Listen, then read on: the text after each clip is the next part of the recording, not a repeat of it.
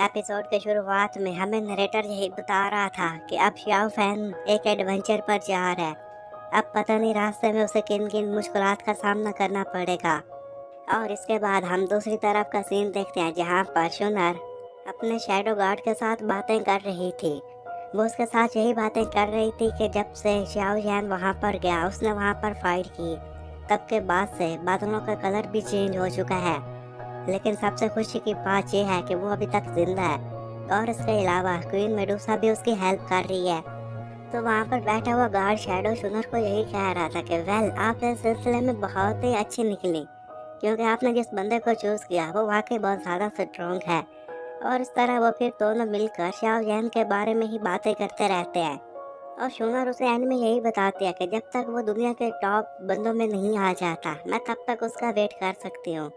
अब वो dark shadow यही कह रहा था कि शाओ यान, तुम्हें जल्दी से अपने मिशन को कंप्लीट करना होगा। अगर तुमने ऐसा ना किया तो ये जो सामने खूबसूरत लड़की खड़ी हुई है, तुम इसे भी खो दोगे। और मुझे डर है कि तुम्हें बहुत सारे डेंजर्स का सामना करना पड़ जाएगा। फिर हमें उस शैडो का नाम भी मालूम हो जाता है। उसका नाम था ली। उससे शुनर यही पूछती है कि क्या तुम्हें शाओ यान के बारे में कुछ पता है। वो कहता है कि मुझे उसके बारे में डिटेल से तो कुछ नहीं पता, लेकिन आप कॉलेज कॉल करके उससे बारे में पूछ सकती हैं। तो इस पर वो तो यही बताती है कि लिंक, तुम बस जाकर उनका पीछा करते रहना, उनके सामने मत आना, वरना हमारे लिए खतरा और भी ज़्यादा बढ़ जाएगा। अब वहाँ से जाता हुआ लिंक उसे यही कहता है कि जैसा आप कहें, मैं आपको हर पल की रिपोर्ट देता रहूँगा, आप इस बात की टेंशन ही मत लीजिएगा।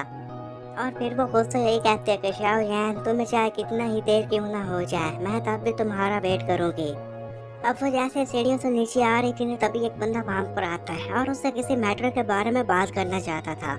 लेकिन सोनर उसे इग्नोर करके आगे बढ़ जाती है। तभी वहां पर सामने एक और लड़की आती है, तो वो उसके पास जाकर उसी से बातें करने लग जाती है।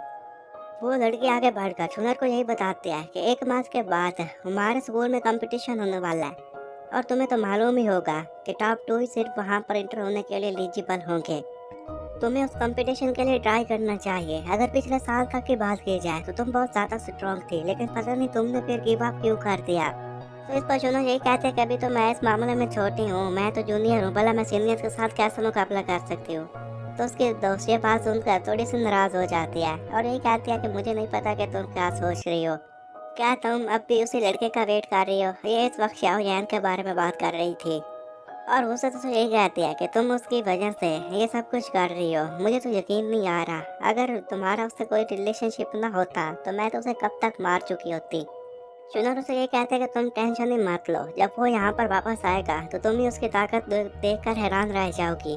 तो वो कहते हैं कि ये कंपटीशन इतना आसान नहीं है, मैं तुम्हें कह चुकी हूँ कि सिर्फ टॉप 2 ही क्वालिफाई कर पाएंगे, पता नहीं वो इतना स्ट्रॉन्ग होगा भी कि नहीं।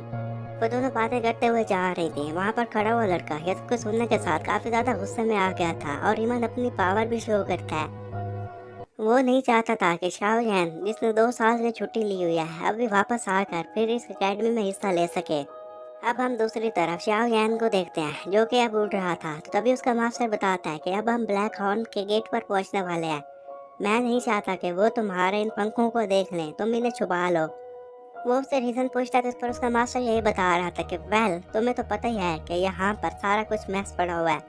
अगर उन लोगों को पता चल गया कि तुम्हारे जो पंख है ना वो रेयर है, तो इसके लिए वो तुम्हें मार भी सकते हैं।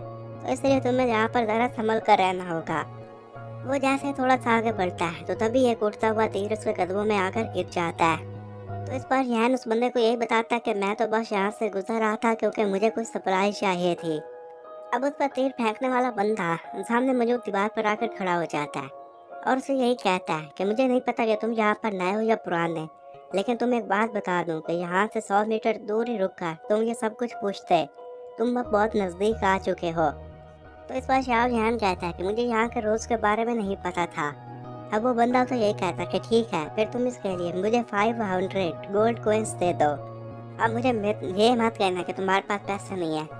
तो इस पर शाओ यान अपनी पावर का यूज करके उसे वो 500 गोल्ड कोइंस दे देता है, जिसकी वजह से अब सामने के दरवाजे ओपन हो चुके थे। अब वो जैसे अंदर इंटर हुआ तो देखते हैं कि वहाँ पर लोगों का काफी ज्यादा रश था, और देखने के साथ वो खुद से यही कहता है कि वेल, अगर यहाँ पर बात की जाए तो यहाँ पर वाकई काफी सारे लोग इकट्ठे हुए हैं। और अगर यहाँ पर बात की जाए तो मुझे सबसे पहले मैप को खरीदना होगा, क्योंकि वो फ्यूचर में मेरे काम आ सकता है। कुछ देर वहाँ पर घूमने फिरने के बाद वो खुद से यही कहता है कि मुझे यहाँ पर काफ़ी ज़्यादा टाइम हो गया, लेकिन अभी तक मुझे कोई ऐसा बंदा नहीं मिला जो कि यहाँ पर मैप को बेच रहा हो। तभी हम साइड पर देखते हैं कि कुछ बदमाश एक बंदे को तंग कर रहे थे और उसे ये कह रहे थे कि तुम्हारे पास जो कुछ है तुम वो हमें दे दो, वरना तुम यहीं पर मारे जाओगे। वो दोनों फाइटिंग के मूड में खड़े हुए थे, तभी शाओ फैन वहाँ पर घूमता फिरता उसी जगह पर पहुँच गया था। तो इस पर वो गुंडे उसे देख लेते हैं। वो कहते हैं कि तुम जाकर अपना काम करो। वो कहते हैं कि ठीक है मैं अपना काम करता हूँ, तुम लोग अपना काम जारी रखो, मैंने तो वैसे भी यहाँ पर कुछ नहीं देखा। अब वो जैसे वहाँ से जा रहा था तो तभी वहाँ पर खड़ा हुआ एक गुंडे को इशारा करता है, जिस पर वो आगे बढ़कर उसका रास्ता रोक लेता है और सिर्फ बाकी भी आकर अब उसका रास्ता रोक लेते हैं। और वो गुंडा उसे यही कहता है कि लगता है कि आज तुम्हारा लक खत्म हो गया है, तुम्हारे पास जो कुछ भी है तुम वो मुझे दे दो। और इसी के साथ ये एपिसोड भी यहीं पर ख़त्म हो जाता है।